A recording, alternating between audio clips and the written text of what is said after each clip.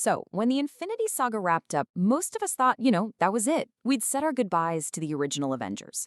But one of them has stuck around. Not only stuck around, but is actually gearing up for a run that nobody saw coming. We're talking, of course, about Thor. And believe me, the conversation around what's next for him is getting pretty intense. So let's get into it. How did the God of Thunder become the last one standing? And what could that possibly mean for his future? 5. Just look at that number. It might not seem like much, but in the MCU, it's a huge deal.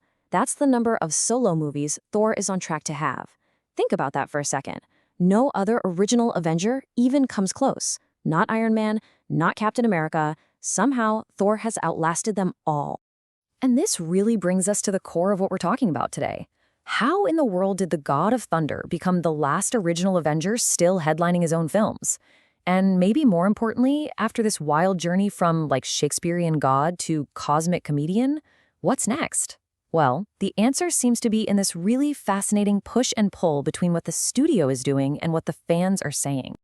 To really understand where Thor is going, we have to talk about the massive tonal shift that completely redefined his character. I mean, it was a change so big that it basically split the audience right down the middle. Okay, so on one side, you have a ton of fans who thought Taika Waititi's Thor Ragnarok was an absolute breath of fresh air. They felt it took a character that was, let's be honest, a little stuffy and pumped him full of humor and color and this whole new energy. It totally made him a fan favorite all over again. But then, Love and Thunder happened. And for a lot of people, the comedy went from being a feature to, well, a bug. The frustration was real. A lot of folks felt the silliness was just dialed way too high, and it ended up undercutting all the emotional stuff. And those screaming goats, yeah, they pretty much became the poster children for this whole comedic overreach. And this right here, this is the creative tug of war that's at the heart of the whole debate. On one side, you have fans just begging for a return to a serious, mythological Thor.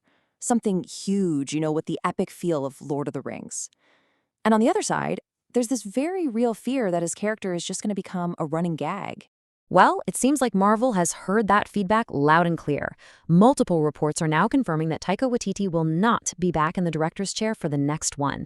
And this signals a major potential shift in direction. For all those fans wanting a more serious take on Thor, this is probably the biggest news they could have hoped for. And get this, we don't have to just rely on rumors. Our first real official clue about Thor's new direction comes straight from the teaser for the next massive Avengers movie. Just listen to that tone. It's a complete 180. It's somber, it's heavy, it feels epic. This is definitely not the Thor we saw in Love and Thunder. No, this is a man who has everything to lose, and he's praying for the strength to protect the one thing he has left in the universe, his daughter, love. The implications here are huge.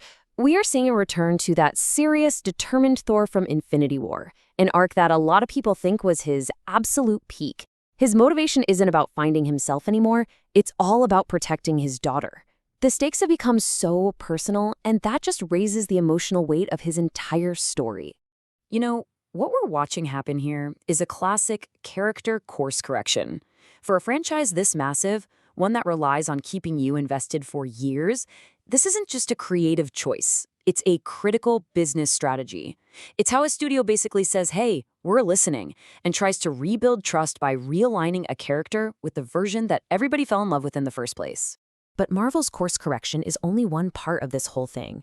The fans themselves have been busy, crafting this potential endgame for Thor that is so good, so epic, that it's basically become the definitive fan theory for how his story should end. They call it the Valhalla theory. Okay, let's walk through this because it's kind of brilliant. It starts with Thor making the ultimate sacrifice in Doomsday. But wait, that's not the end. He wakes up in Valhalla, the Asgardian afterlife. And he's reunited with everyone he's lost. His parents, Jane, even the original Loki. From there, it turns into this huge mythological quest with his brother to save Valhalla itself. And it all ends with him finally becoming the king of a restored Asgard. And this is why it connects with so many people. This theory brings Thor full circle, right back to his mythological roots. It's not just some big epic ending, it's an emotionally satisfying one. After losing so much, it gives Thor and the fans the peace and the closure that he's more than earned. So you've got Marvel's official course correction on one side and the fans' proposed grand finale on the other. But when you put them both together, this whole situation brings up a much bigger question about how these massive stories are even made anymore.